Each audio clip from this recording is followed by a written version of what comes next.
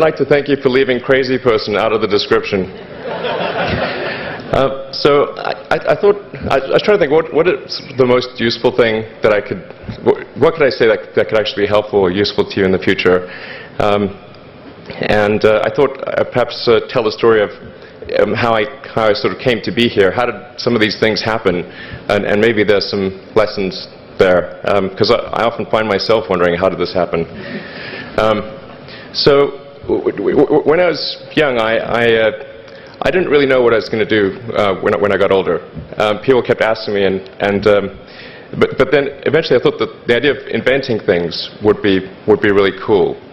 And the reason I thought that was because I read a quote from Arthur C. Clarke, which said that a sufficiently advanced technology is indistinguishable from magic, and that's really true. If you go back, say 300 years, the things that we take for granted today would be you'd be burned at the stake for. Being able to fly, that's crazy. Being able to see over long distances, being able to communicate, having effectively with the internet a group mind of sorts, and having access to all the world's information instantly from almost anywhere on the earth. This is stuff that really would be magic, or would be considered magic in times past. In fact, I think it actually goes beyond that, because there are many things that we take for granted today that weren't even imagined in times past. They weren't even in the realm of magic. So it actually goes beyond that. So I thought, well, if I can do some of those things, basically if I can advance technology, then that's like magic, and that would be really cool. And I also had sort of a slight existential crisis, because I was trying to figure out what does it all mean? Like, what's the purpose of things?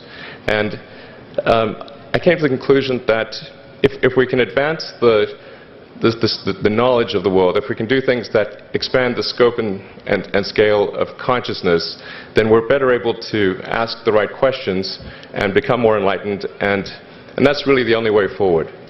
So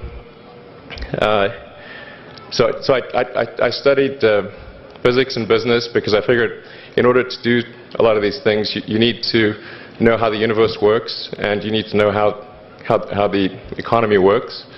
And you also need to be able to bring a lot of people together to work with you to create something, because it's very difficult to do something as an individual if it's a significant technology.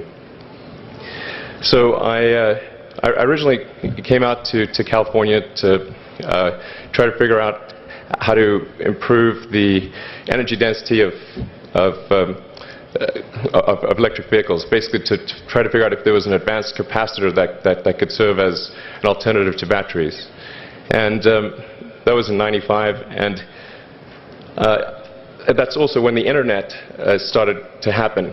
And I thought, well, I can either pursue this technology where success may not be one of the possible outcomes, which is always tricky, or participate in the internet and be part of it. So I decided to drop out.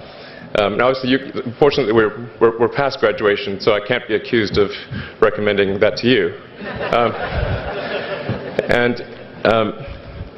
So did some internet stuff. Did a few things here and there. One of which was PayPal. And I think maybe it's helpful to say one of the things that was important then in the creation of PayPal was kind of how it started, because initially the initial thought was with PayPal was to create an agglomeration of financial services, so to have one place where all of your financial services needs would be seamlessly integrated and work smoothly. And then we had like a little feature which was to do email payments. And whenever we'd show the system off to someone, we'd show the hard part, which was the agglomeration of financial services, which was quite difficult to put together. Nobody was interested. Then we'd show people email payments, which was actually quite easy, and everybody was interested. So this is, I think it's important to take feedback from your environment. You want to be as closed loop as possible. So we focused on email payments and really try to make that work, and that's what really got things to take off. But if we hadn't responded to what people said, then we probably would not have been successful. So it's important to look for things like that and focus on them when you see them, and you correct your prior assumptions. And then let's get some more. Going from PayPal, I thought, well, what are some of the other problems that are likely to most affect the future of humanity? It really wasn't from the perspective of what's the rank-ordered best way to make money, which is okay, but it was really what I think is going to most affect the future of humanity. So I think the biggest terrestrial problem we've got is sustainable energy, but the production and consumption of energy in a sustainable manner. If we don't solve that this century, we're in deep trouble. And then the other one being the extension of life beyond Earth to make life multiplanetary. So that's the basis for the latter is the basis for SpaceX, and the former is the basis for Tesla and Solar City. And when I started SpaceX, initially I thought that, well, there's no way one could possibly start a rocket company. I wasn't that crazy. But then I thought, well, what is a way to increase NASA's budget? That was actually my initial goal. So I thought, well, if we can do a low-cost mission to Mars, something called Mars Oasis, which would land seeds with seeds and dehydrated nutrient gel, and you hydrate them upon landing, and then you'd have this great sort of money shot of green plants on a red background, and the public tends to respond to precedents and superlatives, and this would be the first life on Mars, the furthest that life's ever traveled, as far as we know. And I thought, well, that would get people really excited, and therefore increase NASA's budget. So obviously, the financial outcome from such a mission would probably be zero. So anything better than that was on the upside. So I actually went to Russia 3 times to look at buying a refurbished ICBM.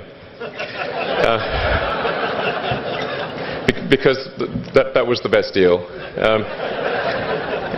And I can tell you it was very weird going there in late 2001, 2002, going to the Russian rocket forces and saying, I'd like to buy 2 of your biggest rockets, but you can keep the nuke.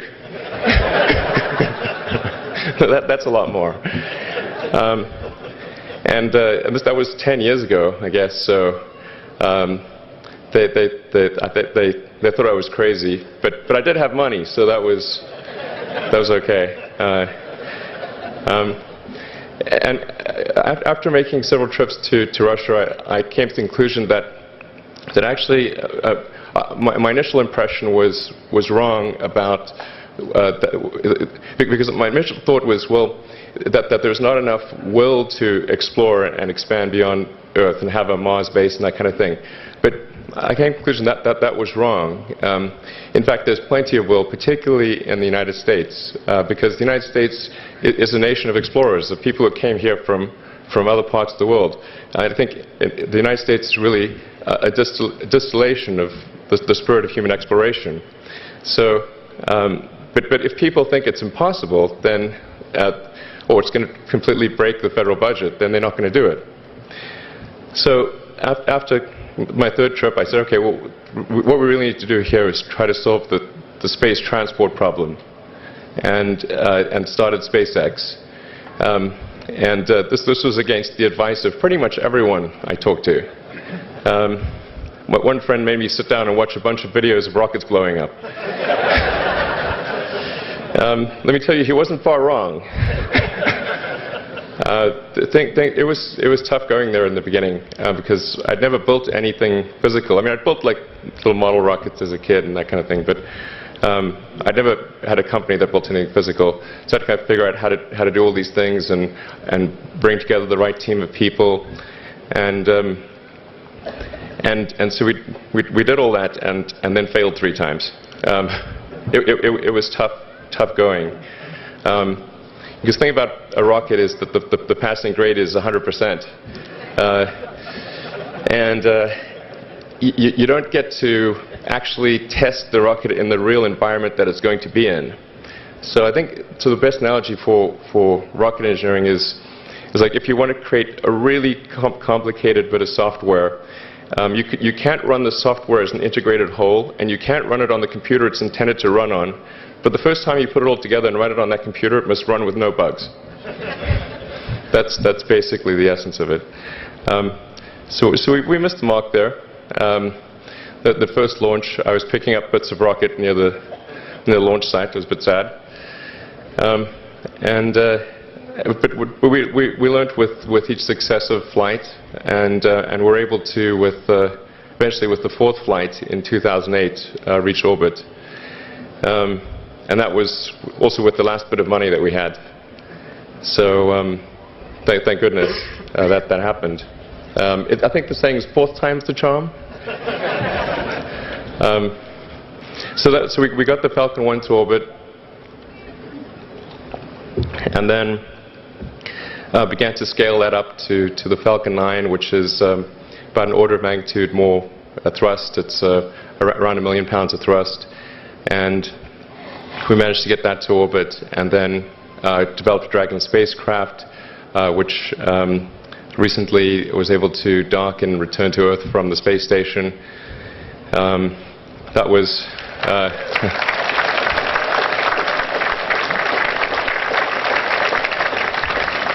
thanks. That was a white-knuckled event. Yeah, it's a huge relief. Still can't quite believe it actually happened. But there's a lot more that must happen beyond this in order for humanity to become a spacefaring civilization and ultimately a multi-planet species. And that's something I think it's vitally important, and I hope that some of you will participate in that, either at SpaceX or at other companies, because it's just really one of the most important things for the preservation and extension of consciousness. I mean, it's worth noting, as I'm sure people are aware, the Earth has been around for 4 billion years, and civilization, at least in terms of having writing, has been around for 10,000 years, and that's being generous. It's really somewhat of a tenuous existence that civilization and consciousness, as we know it, has been on Earth. And I think I'm actually fairly optimistic about the future of Earth. So I don't want to sort of people to have the wrong impression that I think we're all about to die. I think things will most likely be okay for a long time on Earth, but not for sure, but most likely. But even if it's sort of 99% likely, a 1% chance is still worth spending a fair bit of effort to ensure that we've backed up the biosphere, planetary redundancy, if you will. And so I think it's really quite important. And in order to do that, there's a breakthrough that needs to occur, which is to create a rapidly and completely reusable transport system to Mars, which is one of those things that's right on the borderline of impossible. But that's sort of the thing that we're going to try to achieve there with SpaceX. And then on the Tesla front, the goal with Tesla was really to try to show that what electric cars can do, because people had the wrong impression. We had to change people's perception of an electric vehicle, because they used to think of it as something that was slow and ugly and had low range, kind of like a golf cart. So that's why we created the Tesla Roadster, to show that you can be fast, attractive, and long range. And it's amazing how even though you can show that something works on paper, and the calculations are very clear, until you actually have the physical object and they can drive it, it doesn't really sink in for people.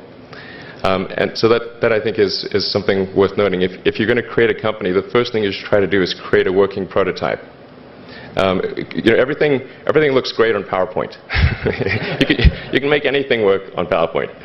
But if you have an actual demonstration article, even if it's in primitive form, that's much more effective for convincing people. So we made the Tesla Roadster, and now we're coming out soon with the Model S, which is a four-door sedan. Because after we made the Tesla Roadster, people said, "Oh, sure. We always knew you could make a car like that. It's an expensive car, and it's low volume, and it's small, and all that. But you couldn't make a real car." Like, okay, fine. We've got to make that too. So that's coming out soon. Yeah. So that's the, I think where things are, and hopefully that there are some lessons to be drawn there. But I think the overarching point I want to make is that you guys are the magicians of the 21st century. Don't let anything hold you back. Imagination is the limit, and go out there and create some magic. Thank you.